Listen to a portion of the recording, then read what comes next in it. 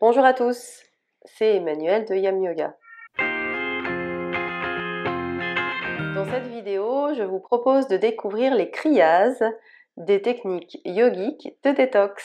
Avant cela, n'oubliez pas votre cadeau, une séance de yoga en 5 vidéos pour se sentir bien dans sa tête et dans son corps.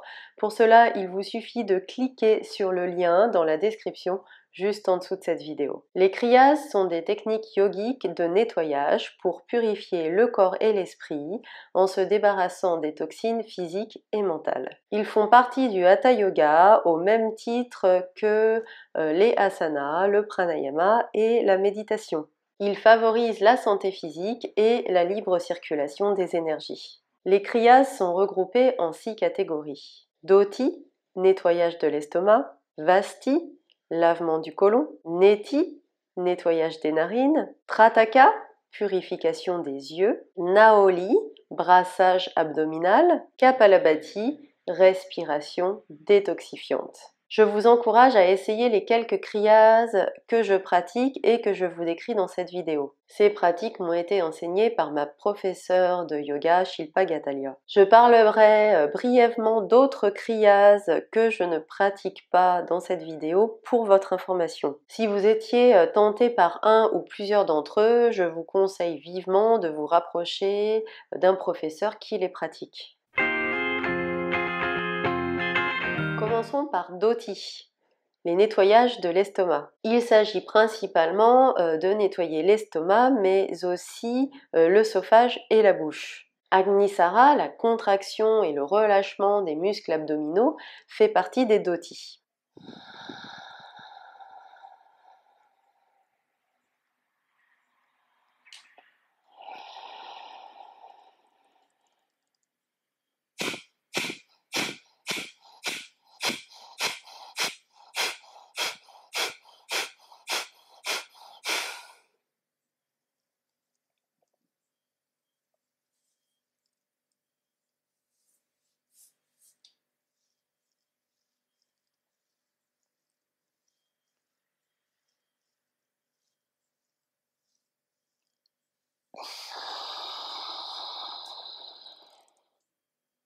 Agnisara se pratique estomac vide et de préférence vessie et intestin vide. Idéalement, il faudrait le pratiquer tous les matins. Au minimum, pensez à l'intégrer dans votre pratique des postures de manière hebdomadaire. Ce kriya peut se pratiquer assis dans n'importe quel tailleur, à genoux ou debout. Je pratique également Jaladhoti. Tous les matins, je bois un grand verre d'eau tiède avec du jus de citron. Un demi-citron pour un petit verre ou un citron entier pour un grand verre.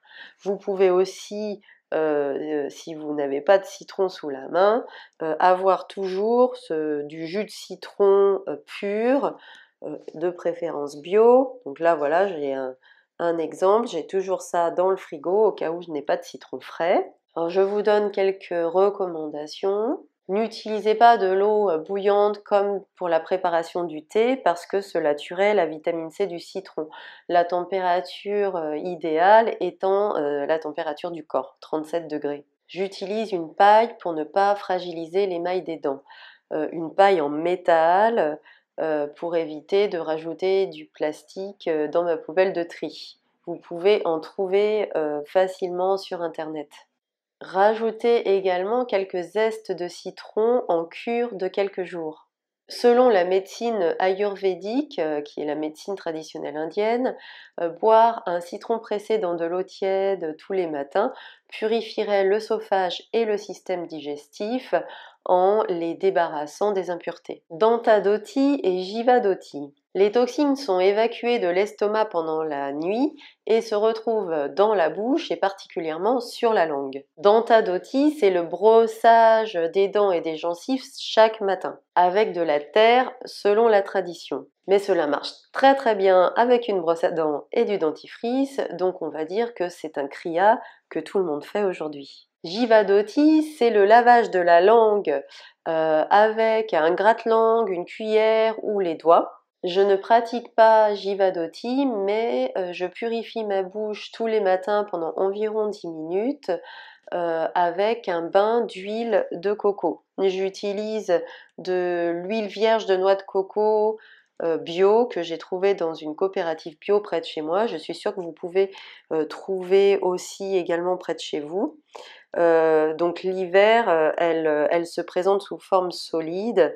Donc je prends une grosse cuillère à café et l'huile de coco fondra directement dans ma bouche. C'est une méthode agréable et douce, inspirée des remèdes ayurvédiques ancestraux. Un petit détail qui a son importance, pensez à ne pas cracher cette huile de coco après votre bain de bouche dans le lavabo ou même dans les toilettes parce que justement l'huile de coco avec le froid de la température ambiante va se resolidifier et risque de boucher vos canalisations. Donc préférez le fond du jardin ou bien simplement la poubelle. Voici deux autres doti que je ne pratique pas. Vastra doti. Il s'agit d'avaler un chiffon de plusieurs mètres puis de le retirer pour dégager les impuretés de l'estomac. Je connais plusieurs amis professeurs de yoga qui ont testé cette pratique. C'est une expérience très intense qu'il faut absolument pratiquer sous supervision. Vamana doti.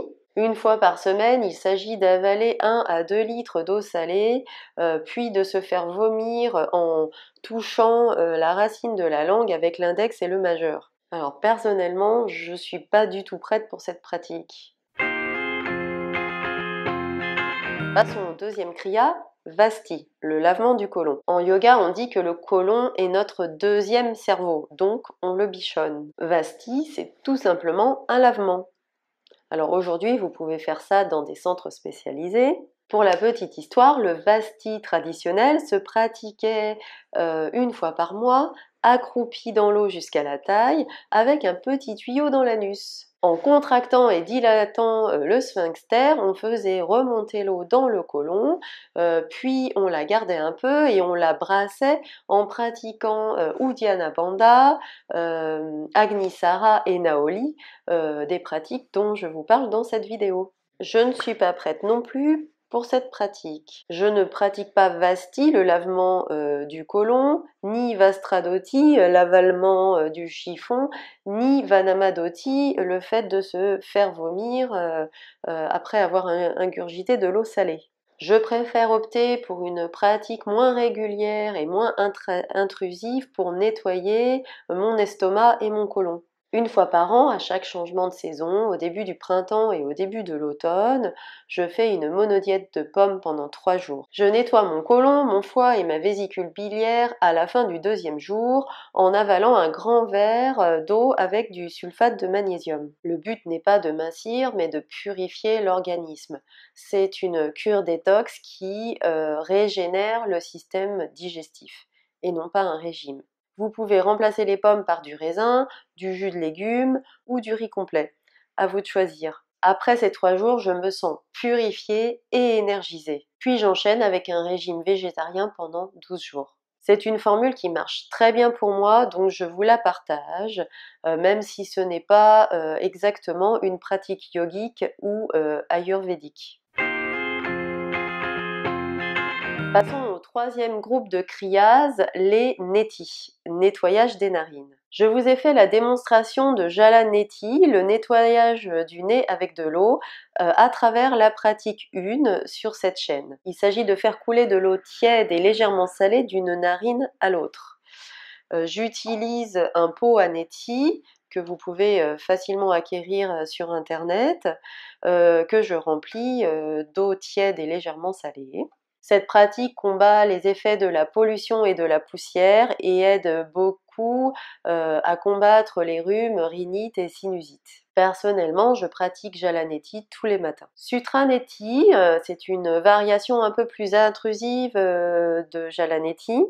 Il s'agit du nettoyage du nez avec un cordon. Il s'agit d'insérer un cordon en coton ou en caoutchouc dans une narine, de le ressortir par la bouche et d'appliquer un mouvement d'avant en arrière et de recommencer évidemment avec l'autre narine. Ma professeure Shilpa Gatalia m'a enseigné cette pratique qui est plus intrusive, comme je le disais, que Jalaneti, mais qui n'est pas si désagréable que ça passé les premières appréhensions. Je ne pratique pas Sutraneti, Jalaneti me suffit à garder le nez dégagé. À vous de voir en fonction de vos besoins. Parlons maintenant du quatrième kriya, Trataka, la purification des yeux. Trataka est une technique de purification des yeux. C'est l'art de fixer du regard en se concentrant. Fixer la flamme d'une bougie à 1 mètre de vous environ, plutôt à hauteur des yeux, sans cligner des yeux. Et laisser couler les larmes si elles apparaissent, puis terminer l'exercice en fermant les yeux quelques instants. Vous pouvez également coupler cette pratique avec une méditation sur un objet, comme je vous en ai parlé dans ma vidéo technique de méditation et 3 conseils pour pratiquer. Je ne pratique pas Trataka tous les jours comme recommandé, mais au moins 1 à 2 fois par mois, en couplant cette pratique avec la méditation sur un objet. À vous d'ajuster la fréquence de la pratique en fonction de vos besoins. Le 5e kriya est Naoli, le brassage abdominal. Naoli stimule les organes internes et fait circuler intensivement le prana, l'énergie vitale. Agnisara, dont je vous parlais précédemment, est une pratique préparatoire pour Naoli. Ces 2 pratiques massent et tonifient les organes abdominaux, le cœur et les poumons. Elles améliorent la digestion, l'assimilation, l'élimination et purifient l'appareil digestif des toxines. Il faut beaucoup de pratique et de travail avec les abdominaux pour réaliser Naoli correctement. Personnellement, je le pratique, mais je ne le maîtrise pas encore. Comme pour Agnisara, ce kriya se pratique estomac, vessie et intestin vide, et idéalement tous les matins. Vous pouvez également l'insérer dans votre pratique des asanas. Je vais vous faire la démonstration de ma pratique de ce kriya. Si vous sentez que vous pouvez aller plus loin, je vous invite à googler ou youtuber Naoli et vous trouverez des pratiquants qui sont à un stade un peu plus avancé que moi.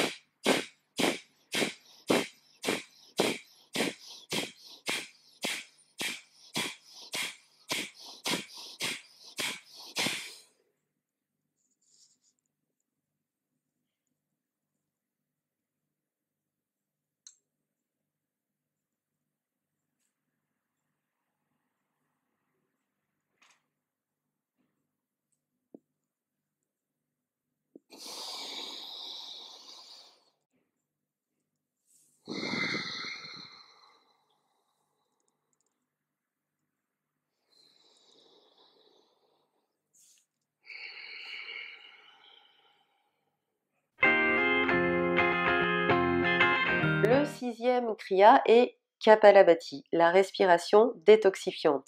Kapalabhati est un exercice de respiration qui fait partie des kriyas et du pranayama. Comme pour Agnisara et Naoli, ce kriya se pratique estomac vide, vessie et intestin vide, et idéalement tous les matins. Il peut également s'insérer dans votre pratique des asanas facilement. Il peut se pratiquer dans n'importe quel tailleur, à genoux ou debout. À travers la pratique 1 sur cette chaîne, je vous fais la démonstration d'une pratique debout de Kapalabhati, suivie de Agnisara, et à laquelle on peut rajouter Naoli. Enchaînez 3 cycles de 10 à 30 respirations. Forcez vos expirations en poussant votre nombril contre votre colonne. Vos expirations seront passives. Seul le ventre est engagé, le reste du corps reste détendu. Puis rétablissez votre respiration profonde et longue entre chaque cycle.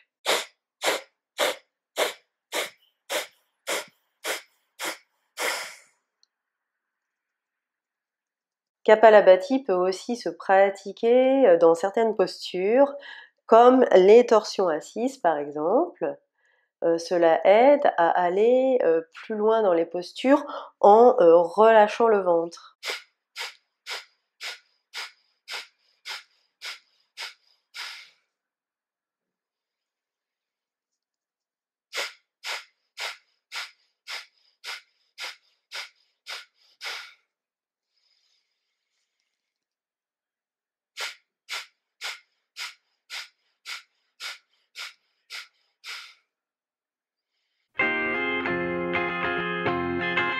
Comme je vous le disais en introduction, les kriyas font partie du Hatha Yoga au même titre que les asanas, le pranayama et la méditation.